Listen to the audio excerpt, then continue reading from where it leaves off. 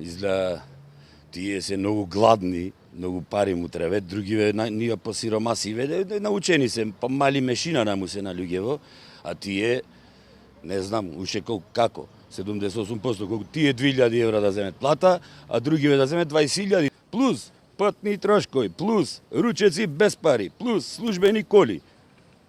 Затоа немат народов пари. Затоа бега. Затоа си ојдоа сите. И додека функционерите се офајдија со плати повисоки за 78%, едно неодамнешно испитување на Институтот за политички истражувања за детектор покажува дека за над 60% од македонските граѓани месечните приходи не се доволни за задоволување на потребите кои ги имаат во текот на еден месец. Пензije mali, plati mali, a vam golemo. Народот нека се по улици, вака нека шетат и тоа е. Тие нека одат на Халкидики. И таму не се шетат кај што сакат.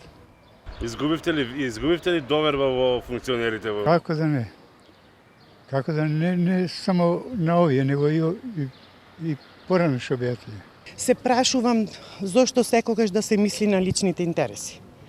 Зошто секогаш на личните интереси да не се мисли на народот. Милка Ристова, судија во Врховниот суд во пензија, вели дека одлуката на Уставниот суд е легална и е заснована на Уставот.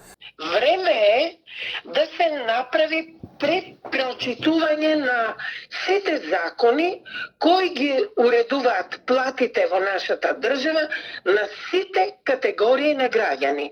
За таа цел, владата не требаше да побрза веднаш да почне да ја извршува одлуката, туку да се направеше стручна група која што на сеопфатен начин ќе го уреди прашањето за наградување на сите категории на вработени лица, од највисоките функционери па се до најниските. Смета дека треба да дојде до урамнотежување на платите кај сите кои сите ги добиваат од буџетот на државата. Ниједна одлука на Уставен суд така не се пристапило брзо да се изврши како оваа одлука. Таа иницијатива хронолошки гледано е поднесена уназад една година, а има иницијативи што многу важни прашања решаваат, па се поднесени пред 3-4 години, а се уште не дошле на дневен ред. Професорката по економија Јованка Дамовска-Секуловска